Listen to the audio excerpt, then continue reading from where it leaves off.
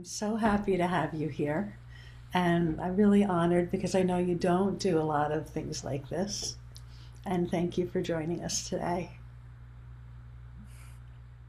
I'm drawn to just do a Dickinson and say, "Hi, I'm nobody. Are you nobody too?" um, yeah, it's been a long journey. Um, I just turned 70 a couple days ago, and like you, Jeff, I kept trying to look over my shoulder, like, who's that? Yeah. um, but I arrived at Zen Mountain Monastery when I was 27 in 1983, and kind of the journey to there. An earlier question by Gakyo had me remembering that it was, I think, for many of us, like when we find a place to support our journey, we we don't quite understand what we even mean by that. But I had had early in my life a sequence of just kind of time disappearing, like watching a cricket in the grass and suddenly it was dinner time, or, these kind of tender places. And then in I did a kind of tour of churches in my teen years and recognized that as happy as everybody seemed to be together, and I liked that, none of them seemed to be kind of akin to what I was experiencing. And so it didn't feel like that was my place. And then in graduate school at 19, I developed a chronic illness that kind of struck me down initially. And it was a lot of nerve pain, immense fatigue. It might have been early Lyme disease before they knew what that was or something. And I spent time in and out of hospitals while they were trying to figure me out. And I think it was the first time in my life I registered the amount of suffering that was just all around me. Like people who, children who had done nothing, there was no sense of deserving or earning or making a mistake. It was just this reality that life suffers. And every night on the television, the Vietnam War was being broadcast and the bodies were being carried. And, I think for all of us, there's an early moment where you realize, oh, this is not what I thought it was at all. It has so much, there's so much more to being alive. And there are incipient, necessary, kind of critical questions about being and where do we place our energy. And so by the time I got to Zen Mountain Monastery, I was I was, I think, keen to find any echo of, are there other human beings who are like finding this both bewildering and extraordinarily beautiful to the point of, you know, awe, of speechlessness, and also just ripped open by the fact of suffering. And Mm. that's what I found there. I found like compatriots in the mischief, and it was a tremendous gift in my life. And when I reflect on that saying, and I think it's Luke 45 something, 45:28, where they say, like, to those whom much is given, much is required, much will be required. I felt that kind of come to a point in my own heart when I arrived at the monastery. So lots of words, but you get it. Yeah, yeah, yeah. As you're describing that, um, and I really want to be careful and not make it sound like choosing Zen practice is special. Mm. However, it's available to everyone, but it is just such a rare thing, it seems to me, that we do choose it, uh, and and some of us have chosen the other way to go too, which is to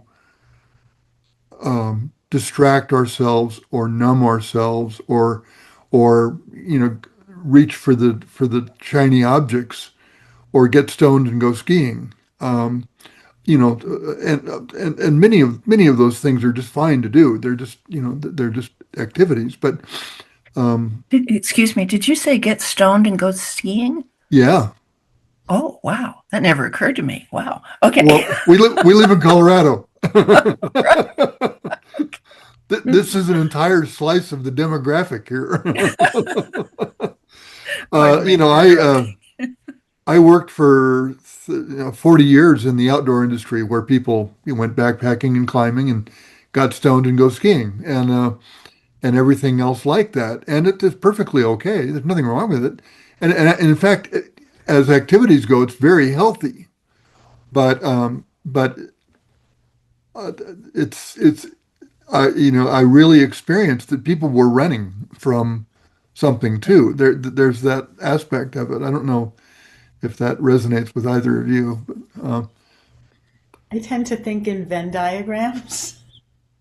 And I'm picturing a skier circle and a stoner circle overlapping and boulder written boulders. vertically. So I think it's that skiing petrifies me. I would want all my wits about me. Yeah, Someone yeah. launched me down a snowy hill. But it does remind me that when I first started teaching, one of the things that was just shocking to me was that people would come in to Dokusan to present their understanding, and particularly in New York City, where they had just arrived from their day and were going into evening sitting. And sometimes they would come in to see me and they'd say something very profound. And I just look at them and smile and say, "You're stoned, aren't you?" And they go, "Oh, no, no." And I'd say, "It's okay. It's a waste of my time, but if that's your choice." And they would be like, "How did you know?" And I'd say, "Well, I have a nose." This was before gummies. Yeah. I'm going to do something kind of shameless here if I could. I don't want to let much more time go by before I really, really plug this book. There are, it's so funny. We are the tradition that's kind of beyond the scriptures, beyond words, and then we have all all of those books and more and more. There, tens of thousands of books. There are a lot of introduction to Zen practice books, and I don't really like to be hyperbolic and say the best or the top five or whatever, but I'm going to do it anyway. I think this is the best introduction to Zen practice I've ever read. When people ask me, well, how can I kind of get an introduction to what this is about? This is the book that I point them to, and it's just so easy to read. It's so accessible and kind of devoid of lots and lots of technical language and Sanskrit and a lot of that. It's just it's made for us. So I recommend everybody read it. Keep it at hand. Thank you. I blame it a bit on my teacher, because in the first year or two of my life at the monastery, it was like I would go to the beginning instructions, and it was it felt like, being a fish who'd been wandering around on dry land and suddenly was in water. So I kept sneaking into the beginning instructions. And every time I would learn something new, and he would like say, "What are you doing here? We do this every Wednesday and Sunday. You don't need to be in this room." And I'd be like, "Can I?"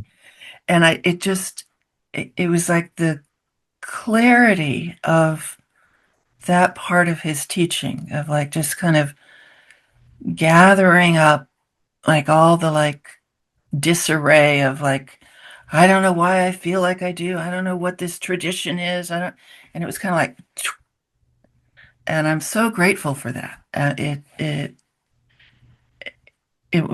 I'll never repay that Yeah, debt, you know. that's lovely. That's lovely. Well, it's I want to be careful what I say here, but um, you know, we can go for years and years and years through all kinds of other aspects of Buddhism, into the paramitas and into all these other practices and the skandhas and on and on and on and on and on. There is all of that, but everything, everything that we actually need to do this is in the first few sentences. I mean, I just opened it up and it was something like, sit down, take a deep breath, put down your backpack, uh, and and and trust that it'll be okay or something. I just glanced at it a little bit ago, but in those introductory sessions, it's all there. It's, everything we need is there. Yeah. Yeah. And my theory is like there's a lot of ground. I mean, basically all ground Zen touches, covers, takes up. But we're always at the beginning too. It's like no matter how many times you've, passed through a koan or sat through a drama until it resolved, the next presentation of Genjo koan Mm. will you'll snag on it. It'll be like, oh, it's all one, but not the Republicans, Yeah. not me. That's not me. No, that Um, can't possibly include those guys. right, right. So it's like we're always having to kind of like, okay, who am I? Who Yeah. am I? Yeah. Yeah. That brings me to a question that I had is that people often begin their not even their practice, their quest to find a path with a question like that, whether it's percolated from their own being or thrust at them by a teacher. And one of the first talks I remember of you giving, you said that you would kind of come into practice with some sense of who you are, but you would look around the room and say, "Who are all of you?" Right. And that really resonated because I stumbled into practice. I had a friend invite me to the monastery in New York to see what he does on weekends. And walked in the door, was kind of separated out with first timers and directed into a room for beginner instruction where I met you. And didn't come in with a huge question in my mind about that I wanted to find an answer to or wanted to learn who I was, but I wanted to learn what this place was and what this practice was. And I ended up in a similar, like, who are all these other people and why are they all in this place in this moment in time? Like, what was Mm. it that drew us all there, and what were we going to find as a group was became kind of the thread that I wanted to follow for a while. And Sangha became this big laboratory to me to figure out like how all of these different kinds of fish ended up in the same pond. Because in a sense, it's the same question, Yeah. it's like, who are you? Like ask towards, some evil character or distressingly stupid human being. And you're just saying like, why, what are you doing in my irritating me or flattering me or whatever? It's like, who are you? You can't ask that without also implicitly asking, who's asking? Who? Mm-hmm. It's about the relationship, and Mm-hmm. you know your your threshold. It sounds like was sangha. And both who is asking and how are we not separate from each other was the shocking thing that came through the question later on for me, Mm, was seeing that I'm not that separate from not only the other people sitting on a little round cushion in a row in a room doing the same thing, but the guys outside fishing in the creek, and the guy a little past that who's working in the kitchen at a restaurant, and the guy driving by with a dead deer on the roof of his car. Mm-hmm. And mm, what I'd always heard of is the full catastrophe of it all. And how are all of us part of that same thing? And it became mind-boggling. I came in thinking I knew who I was and what I might learn and do in this practice, and that just got exploded really quickly. And I'm just enjoying seeing you sitting there with the planet behind you. And that step between individual self and bigger self and interconnection through the planet of people we don't agree with and understand, that we meet every time we get up off the cushion. And I wonder about when you left the monastery and started creating your own sangha with people that weren't necessarily all trained the same way you were. What was it like for you?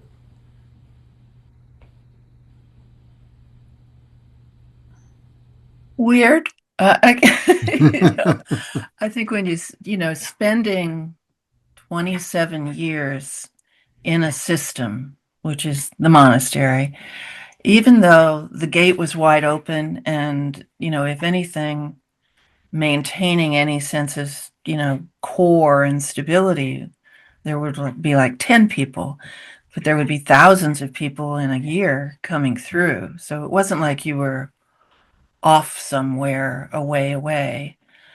But it, I think I failed to fully appreciate how much just kind of in-group language, jargon, the benefit of having that support system that was just constantly presenting training. Like, here's a way of orienting your being that is like always asking you, like, there's a bell. What do you have to do with a bell? There's someone else who will stay in relationship with you because they're sangha. So what's the possibility there? When I left that system, it was kind of like, the water's spilling off the top of the table all the time. It's like, how do you, recognize in very different ways of language or, you know, places on the journey. Like by the time someone would get to the monastery or the temple or the sitting group, they'd already like said, I have something stirring. But, where I was working, it was like, how do I hear the same matter expressed in so many different ways? ways that haven't had that refinement that happens in, an organization, or the commitment to sit and, I always called it like the fritter fratter kind of calms down if you sit for an hour or so. It's like it happens to all of us, but you get kind of bored with the stories you're repeating, and you find you're actually not as entertaining as you thought you were. And the question of like, well, I'm seeing the thoughts, but where are the thoughts coming from, or what's holding the thoughts, is again kind of inherent in sitting. And you just find you're shutting up a little bit. Like it's not as interesting to give it all that energy. And as that popcorn, that fritter fratter settles, then what's really moving a person becomes more available. It's like sitting bedside with someone who's dying. Like after you breathe in that room for a while, all the things that had seemed interesting and important and just settle, and you're in the neighborhood of life and death, you know. So As you described, moving out of that more highly structured environment into an environment that you could actually create yourself with others, um, it makes me think that about our forms, and I'm someone who loves our forms, but I also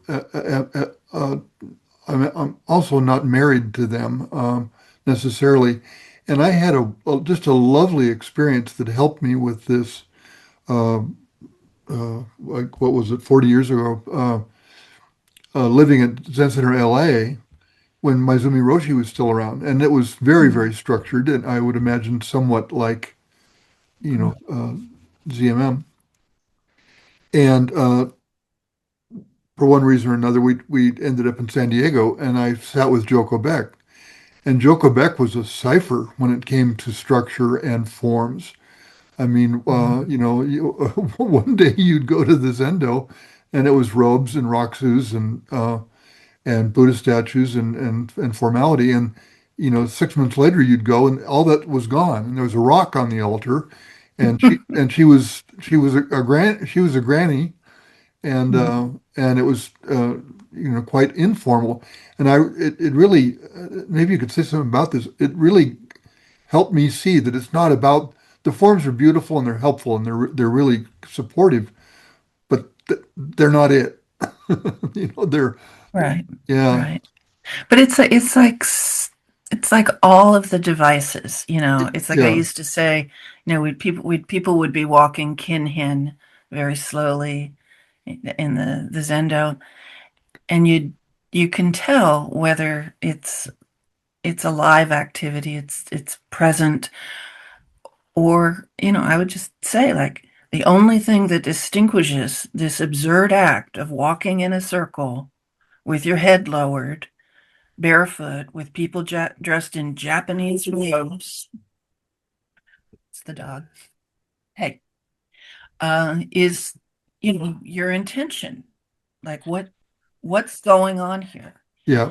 Because this is like the definition of a waste of time if there's not that intention. Abby, come, sit.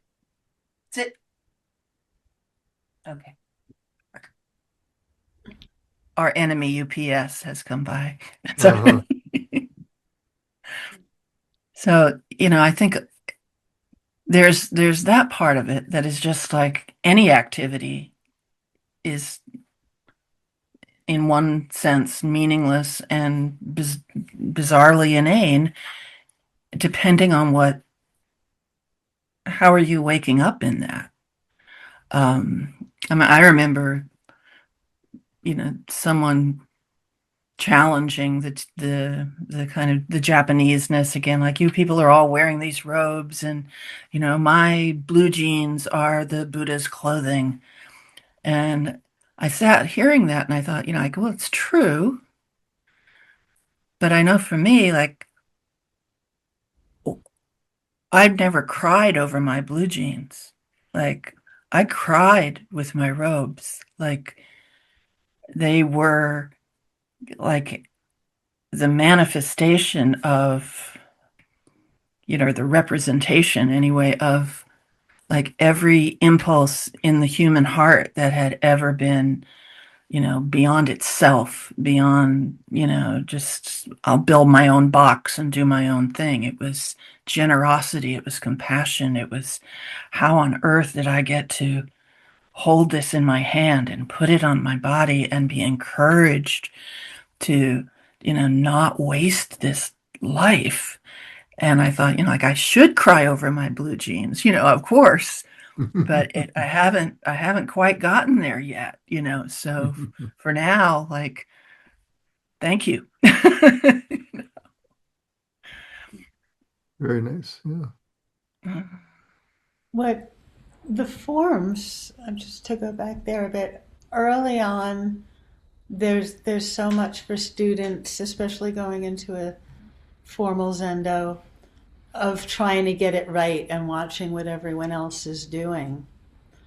And it's a big leap to from there to feeling this as a manifestation of your entire life, with every step in kinhin, with every bow to the center of the room or to your cushion.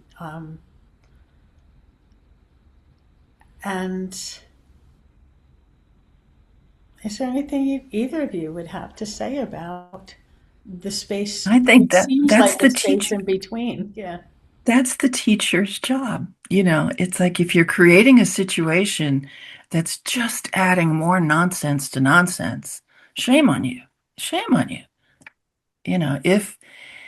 If you're creating these devices or borrowing them in order to create like the imperative and the question and the edge, then, all right, take it up, use it.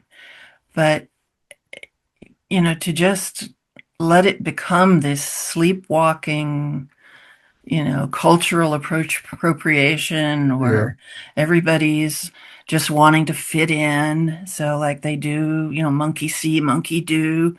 Like it just seems like the world is on fire. Like people are eating up the oxygen for stupidity and cruelty. What are we doing? If it's not about that, then go write a poem, go for a walk, just don't mock the thing, or this, a version of the thing that is dedicated to waking up, Mhm. you know. So that to me is the imperative. It's like if you're going to put on a roxu, if you're going to like tie your bowls in intricate knotted cloth and all of that, then it had better be edgy.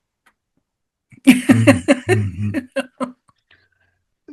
Or in other words, you had better fully inhabit that. Exactly. Yeah. Yeah. Embody Yeah. that. Be in it. Yeah. Yeah. I mean, it was Viktor Frankl who said, like, between the stimulus and the response, there's a space. Uh, And in that space is our power to choose, yep. our response. And that's where our freedom is. That's where our power is. And so to me, it's like, as a teacher, to use a stimulus, it needs to not invite um, the sheep to get all in line, but to, awaken, like, what is your human life? Yeah. What is it? Yeah. And then it becomes kind of your way of approaching everything. Like, Like one of Lisa's questions to me, Gakyo's questions was, you know, like, what was one of the difficult things for you in training? And, you know, the first thing that popped up was patriarchy. You know, in the early days of my entering the monastery, I expected that Zen being a, you know, like a truth making, delusion slashing, you know, vital way of being, that it would cut through, you know, all we're going to listen to is stories about boys, and all we're going to do is, you know, get the dialogues of the boys, and we're going to put little dolls that look like boys being peaceful. And, you know, I was so disappointed. And then and it was like, I remember the day when it occurred to me, like, how about we practice this? Like, what if it was up to me, in a sense? You know, it is now you are not it. But what if, like, my life became about making as sure as I could that anyone who entered this situation heard a story that had a female human being in it for them to identify in, and to change any, you know, non-historical reference, you know, like the person going off the cliff. How about if that's a lady? You know, there's no reason for it to be a man. And you know, it was very different. It was way back when there wasn't, you know, the kind of national support for, let's Mhm. bring the whole human race into this room and make sure everyone is, you know, feels like, yeah, this is my place. Um, but it was a big life change moment for me to say, like, Yeah. is this good enough and clear enough for me to do the work that I need to do here, and not be like, kind of just like, forget about y'all, you're too patriarchal. You know, Yeah. I'm going to the goddesses, you know. So You know, it's interesting. We've been really slow moving with this. Notwithstanding that Ruth Fuller is one of our American, matriarchs, I guess you'd say. It's really taken a long time for that issue to be addressed in American Zen. I mean, it wasn't just, maybe it's been 5 years now. Sean Murphy, I believe you know, put together a lineage that added all the women in at the various, uh, mm, you know, in chronological order with the men. I mean, it makes it not an 84 name list or whatever it is. It makes it a 150 name list, but it was it's a long ceremony. yeah, yeah. Yeah, but it was a beautiful piece of work, and it's as it should be. And if we're going to do the lineage, let's do the whole lineage. And Yeah. yeah. Well, you've got the double barriers. It's like you've got the barrier that, you know, we have a patriarchal constructed historical record, both in Buddhism and the larger culture. And then you've got within Zen, like, the tendency for people to meet any kind of conflict with, like, oh, but in the non-dual, there's neither male nor female. You know, it's like, we wouldn't have said that to a black person, saying, like, are there any other black people here? It's like, oh, there's no black and white. You know, it's like, but we would do that with women. You know, Yeah, it's like, yeah, kind of get over it, go to one, you know, yeah, instead of like, let's do the work to I got reflect the one that. in everything. Yeah. My first teacher, Jukai preceptor in the 70s, was Jiu Kennett Roshi, Mm. and I don't really think I appreciated what hell she must have gone through Mm. in Asia, practicing there for so long. But she was a force of nature. She was a powerhouse. Indeed, you were lucky. Yeah. I have a question. I don't know if this will go anywhere. So it's okay if not. our Shishin Roshi has been for a number of us has been a teacher over the years, and I think, and I don't think this came from somebody else. I think this is his, but one of the things that he's going to be known for forever is the expression, "Just keep going." And everybody here in this group is a student, and there are times when you just hit a wall, and or you go off onto a dead end cul-de-sac. And I wonder if you could say something about how that has come up for you, and that just keep going, and it seems like there's times you need to remind yourself to do that when it defies all logic and all rationality and everything that your body says you should be doing. Yeah.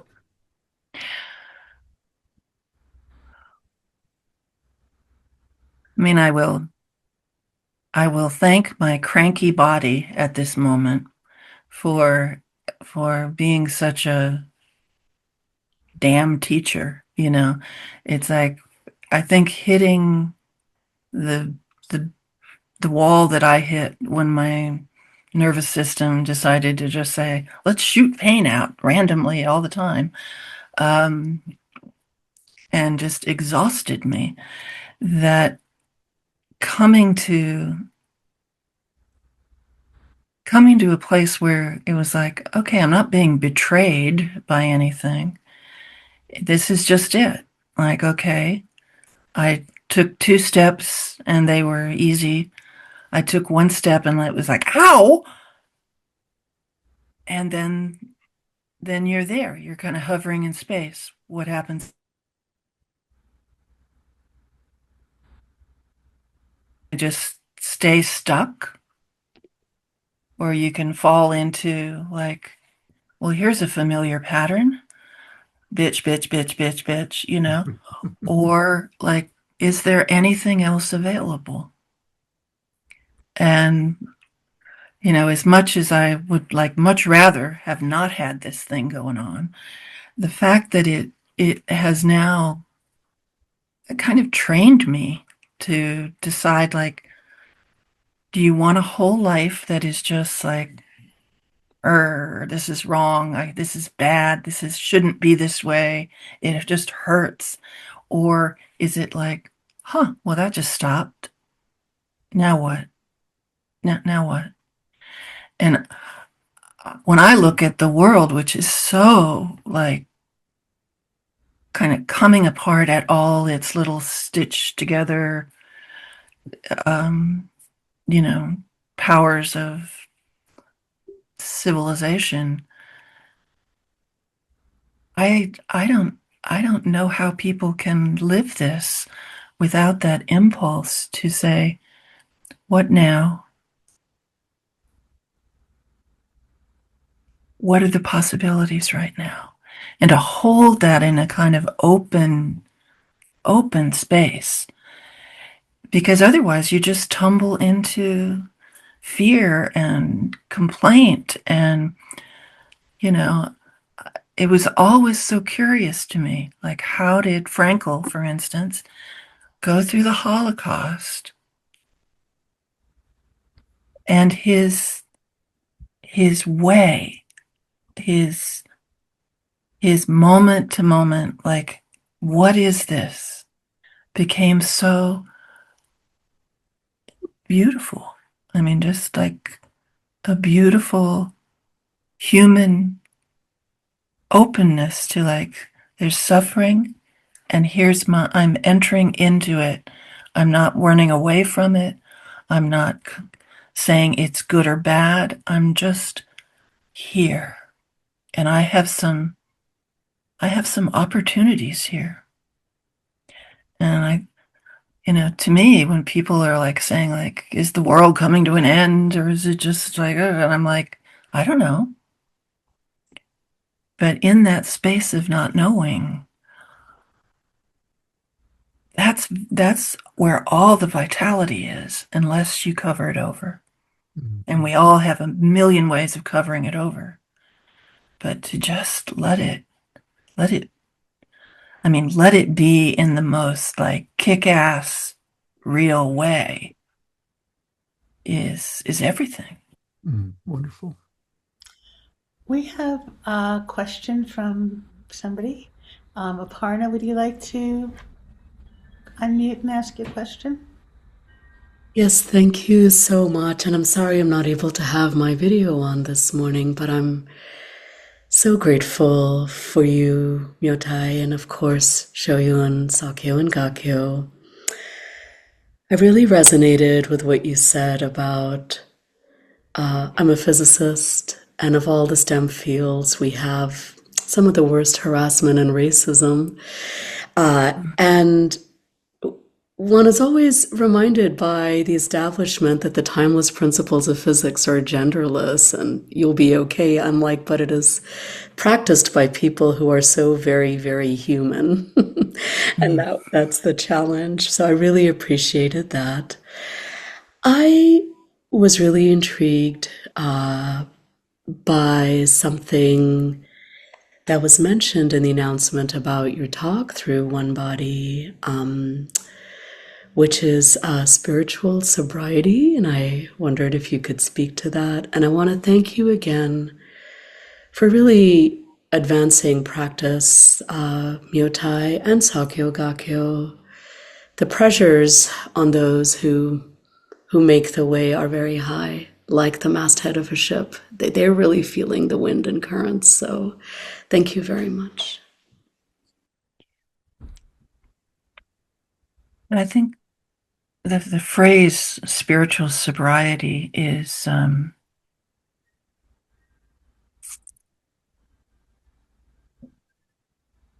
think we're always in a kind of recovery from our drunken states, the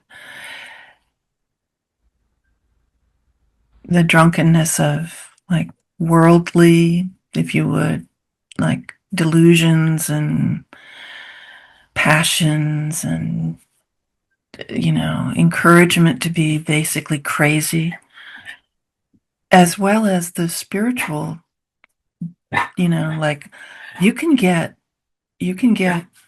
chill from zazen and from reading the Dharma. It's like smooth, it's silky, and people get stuck there. And it's one of the sadder things to me because I feel like you're swimming in the Dharma, which is like, the cosmically, sparkly stuff of stars and, electrons. It's like everything is awake and you put yourself in that. You remarkably, miraculously, somehow plop down in like the pond that is going, wake up.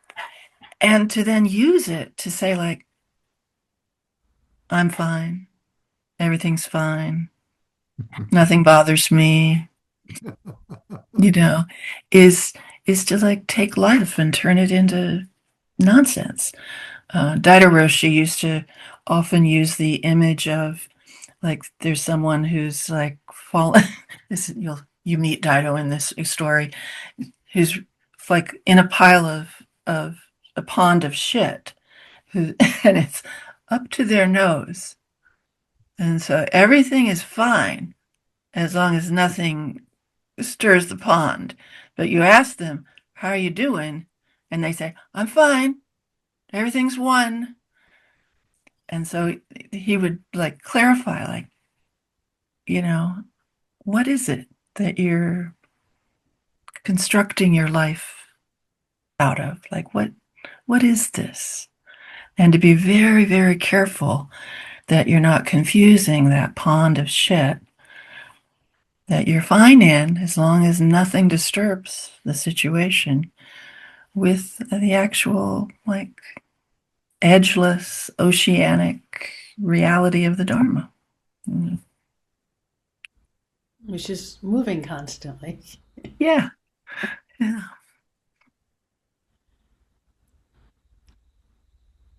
Sakyo has her hand up. Yeah, thank you so much, Myotai. That kind of connects into the question that I had, or maybe just wanting some comment on when I also have your book. It's when I left in the bus almost 4 years ago, I took one box of books with me, and all the others they got donated to the library, so I had to make vicious cuts. Yours was one that made the cut. I just wanted to say that. Maybe it's also thin, so I could slip it in. But when I reopened it, coming up to this dialogue, the dedication really struck me, which you have for Peter Matheson, whom you first met when he'd forgotten his besu, the priest socks, and he borrowed yours, which were way too small, and flapped about while he processed and bowed, conducting a very formal ceremony in front of hundreds. And then you said you were the deepest smile, unflappable even when flapping. Flappable even when flapping. May all our Zen be just so. And so that makes me think of in that shit, flapping, because I flap a lot. Hello, sister. And one of the things I've been learning is how to appreciate my flapping, which at least that's how I experience it then, as maybe there's a degree of being unflappable while flapping. And I would love to hear what you have to say more about that, because there can be a reading of that of like, oh, everything's fine. But I think you're saying something different here. Yeah. Yeah, I mean, I think we all have the small dignities that are excruciating when they go, you know, and the old age, sickness, and death, the gates that opened the way for the Buddha, come for us all. And part of what I loved with Peter was, just seeing him go forward, just like it wasn't like a big teaching. I don't even know if anybody else really noticed it, but to me, it was like I knew at that point, particularly in my practice, I would have been, I'm the one who couldn't get her robe together, and I, forgot my socks, and I'm trying to like represent for all women in the Dharma, it's like all the junk was still very, very, very alive. And to just see him easeful. And I'm sure he had his moments where, but it helps me. It helps me like see that some things that used to be a big deal are not, and to kind of appreciate like there's more coming, you know, and to keep that question fresh of like how, I used to put it in terms of like which person on the Titanic do you kind of want to be, and now it's more like which person in the independent living and assisted living do you want to be? Can you manifest a kind of peace that's still like, in a sense, fighting like you'd fight for your child, like you're fighting for love and life and clarity and compassion. And there's, you know, it's just like it's your breath. But, maybe you take a step and you tumble and you have to decide, do I get up? Is my child this like baby compassion being that we're trying to grow up? Is it worth it? And every space between, stimulus and response, that parental energy can find you, yeah.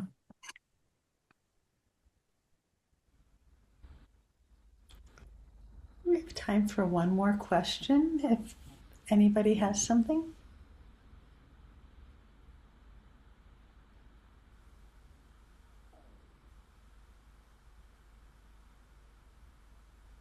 Joseph? Hi, good morning, Myotai Sensei. Thank you so much for sharing. My question is related to this peace and urgency that I think you're talking about, where, my practice when I was younger, or rather, when I was younger, there was a lot of suffering and a lot of intensity in my emotional self and a lot of reactivity and kind of just a lot of suffering. And so when practice now has begun to, result in a little bit more peace, there can be this sense of like, oh, this is a really nice place to be. It's actually quite beautiful and expansive and lovely to rest. And then there's this sense of the world is suffering and there's so much to be done, or there are so many needs to attune to and recognize and move into and allow that flow of peace, I think, to move into action and be really intimate with it.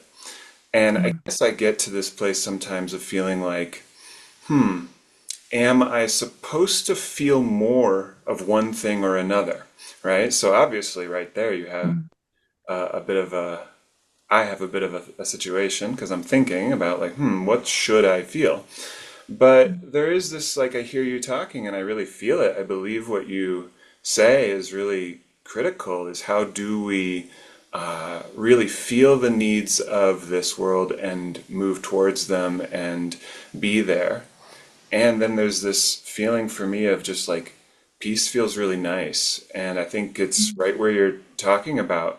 And there can be this sense of maybe like, oh, am I missing something? Should I feel more urgency?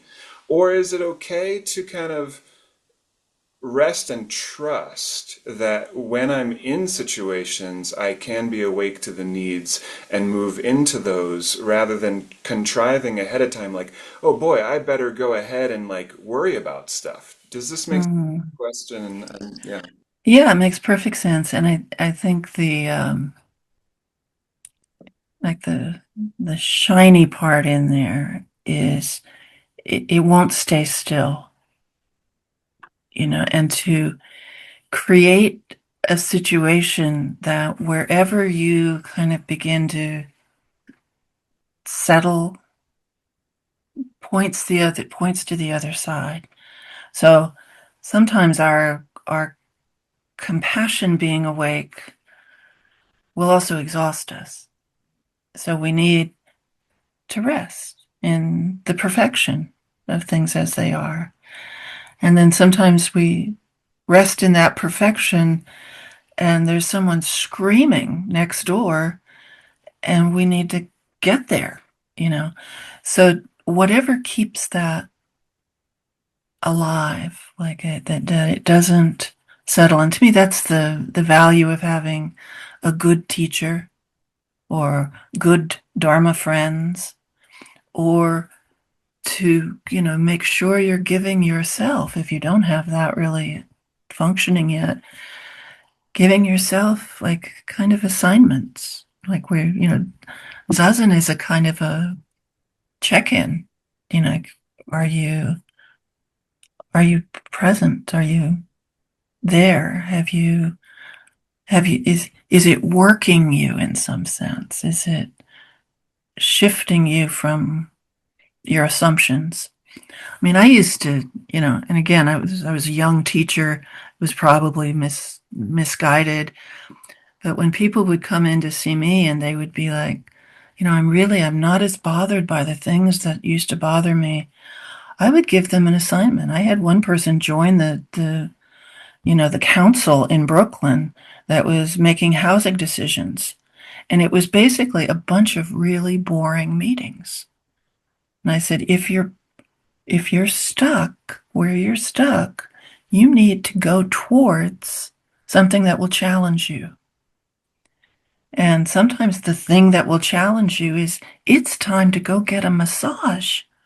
Go sit under an oak tree for an hour and don't get on your phone. Just get it. Like we've still got some measure of time when the incredibly healing, awe-inspiring life of nature can wake us up. So it's kind of like, yes, both. Both and. Yeah. I think I'm starting to feel the rest under the oak tree, so let's find some activity. Is there a board you can join? I know we've come to our time, but I did see, Sarah, you had your hand up at the same time as Jodo. Do you have something burning and that you want to? Just very quickly, I just wanted to say thank you, Myotai. I've heard about you from my friend Doris Ballant for many years in our small Maine Sangha, and she's very grateful to you, and I'm so grateful she's here today. Doris, I love you. So I invited her because I know she loves you. And it's really nice for me to connect my two sanghas in this way through you. Oh, well, that makes my day. Thank you. And hello, Doris. Thank you so much for joining us. This has been a really What a pleasure. wonderful, provocative dialogue, and I'm really grateful. Please find Myotai online. Find her books. They are beautiful and worth reading and worth your time, and will offer some light in dark areas of your practice. Thank you, my old friend.